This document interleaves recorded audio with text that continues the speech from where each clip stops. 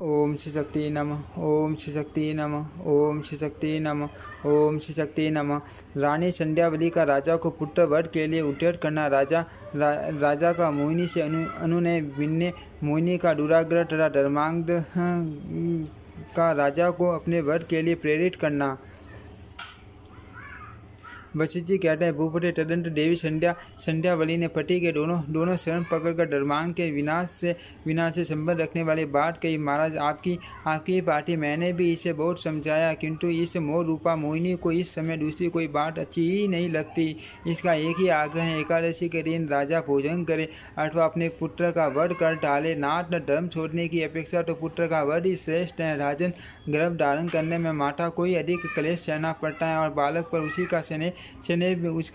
का स्नेह भी अधिक होता है। खेद और स्नेह जैसा माता का होता है वैसा पिता का नहीं हो सकता। राजेंद्र, इस भूतल पर पिता को बीज वपन करने वाला कहा गया। माता उसको धारण करने वाली है, अर्थ उसके पालन पोषण में अधिक क्लेश उसी को उठाना पड़ता है। पुत्र पर पिता से 100 गुना स्नेह माता को होता है। उसके स्नेह की अधिकता पर दृष्टि रखकर गौरव में माता को पिता से बड़ी माना गया है, किंतु नरश्रेष्ठ, आज मैं माता होकर भी सत्य के पालन से परलोक में जीतने की इच्छा रखकर पुत्र स्नेह से तिलांजलि दे चुकी हूँ। भोपाल स्नेह को दूर करके पुत्र का वध कीजिए। राजन, वे आपत्तियाँ भी धन्य हैं जो सत्य का पालन करने वाली हैं। सत्य का संरक्षण कराने वाली होने से वे मनुष्यों के लिए मोक्षदायिनी है। अर्थ, पृथ्वी पर संतप होने से कोई लाभ नहीं। आप सत्य की रक्षा कीजिए। राजन, सत्य के पालन से भगवान विष्णु का साहित्य प्राप्त होता है। देवताओं ने आपकी परीक्षा के लिए ही इस मोहिनी को कसौटी के रूप में उत्पन्न किया है। अर्थ, भोपाल, आप ढूंढ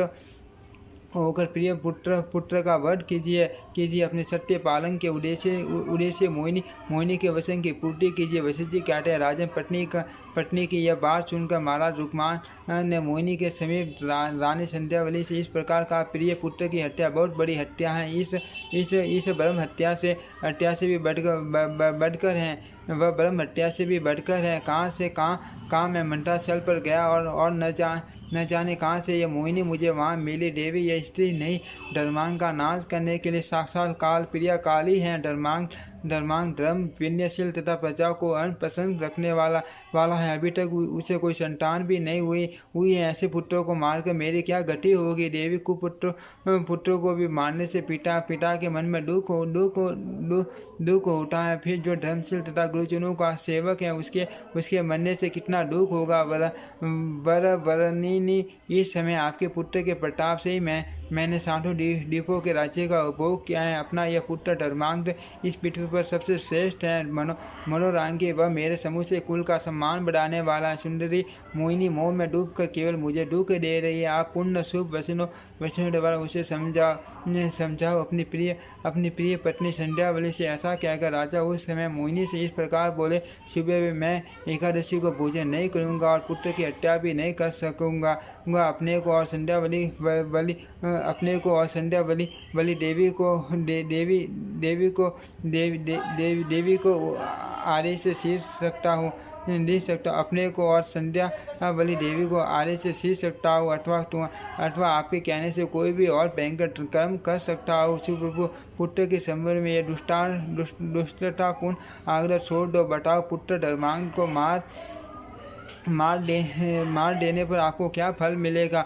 मुझे एकादशी को भोजन करा देने से आपका क्या लाभ होगा। वरान ने, मैं आपका दास हूँ, सेवक हूँ और सर्वथा आपके अधीन हूँ। सौभाग्यशालिनी, मैं आपकी शरण में आया हूँ। सुंदरी, कोई दूसरा वर मांग लो। देवी, मुझ पर कृपा करो। पुत्र की भिक्षा दे दो। कुंडवन पुत्र दुर्लभ है और एकादशी का व्रत भी दुर्लभ है। इस पृथ्वी पर गंगा जी का जल दुर्लभ है। भगवान विष्णु का पूजन दुर्लभ है तथा स्मृतियों का संग भी दुर्लभ है। एवं भगवान विष्णु का स्मरण एवं चिंतन भी अत्यंत दुर्लभ है। साधु पुरुषों का संग दुर्लभ है तथा भगवान की भक्ति भी दुर्लभ ही बताई गई है। वरवर्णिनी, मृत्यु काल में भगवान विष्णु का स्मरण भी दुर्लभ ही है। ऐसा समझकर मेरा धर्म रक्षा विषय वचन स्वीकार करो। मैंने सब विषय भोग लिए, निष्कंटक राज्य भी कर लिया, किंतु मेरे पुत्र ने तो अभी संसार के विषयों को सुख देखा ही नहीं। अट उसकी हत्या हत्या कदापि नहीं करूँगा। मोहिनी अपने ही हाथ से अपने पुत्र का वध हो इससे बढ़कर पाप और क्या होगा। मोहिनी ने कहा, राजन मैं तो पहले ही कह दिया है एकादशी को भोजन करो और इच्छा अनुसार बहुत वर्षों तक पृथ्वी का शासन करते रहो। मैं पुत्र का वध नहीं कराऊंगी। एकादशी को आपके भोजन कर लेने मात्र से ही मेरा प्रयोजन सिद्ध हो जाएगा। पृथ्वी बटे आपके पुत्र की मृत्यु से मेरा कोई मतलब नहीं है। राजन, यदि आप प्रिय है तो एकादशी के दिन भोजन करो। महिपाल, इस धर्म विरोधी विलाप से क्या लाभ। मेरी बात मानो और यत्नपूर्वक सत्य की रक्षा करो। राजन, मोहिनी जब ऐसी बात कह रही थी उसी समय धर्मांगद वहाँ आ गए और मोहिनी की ओर देखकर उसे प्रणाम करके सामने खड़े हो गए। विनीत भाव से बोले,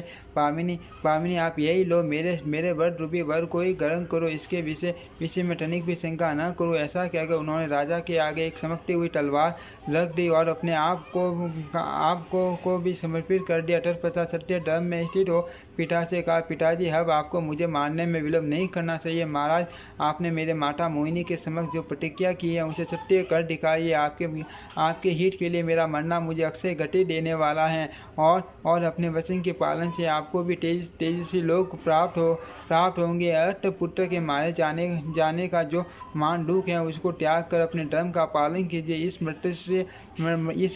इस मर्त्य शरीर का त्याग करने पर मेरे भावी जीवन का आरंभ अमर देह में होगा। वह मेरा दिव्य शरीर सब प्रकार के रोगों से रहित होगा। पर वो जो पुत्र पिता अथवा माता के हित के लिए मारे जाते हैं तथा राजन जो गाय, ब्राह्मण, स्त्री, भूमि, राजा, देवता, बालक अथवा आर्तजनों के लिए प्राण त्याग करते हुए अत्यंत प्रकाश में लोकों में जाते हैं। अर्थ शोक संताप से कोई लाभ नहीं। आप श्रेष्ठ तलवार से मेरा वध कीजिए। राजेंद्र, सत्य का पालन कीजिए और एकादशी को भोजन न कीजिए। मैंने अपने शरीर के वध के लिए जो बात कही है उसे सत्य कीजिए। महाराज, आपने मोहिनी को दाहिना हाथ देकर जो वचन दिया है उसका पालन न करने से असत्य का दोष लगेगा। उस भयंकर असत्य का भाषण के पाप से अपने को बचाइए। ओम श्री शक्ति नमः। ओम श्री शक्ति नमः। ओम श्री शक्ति नमः।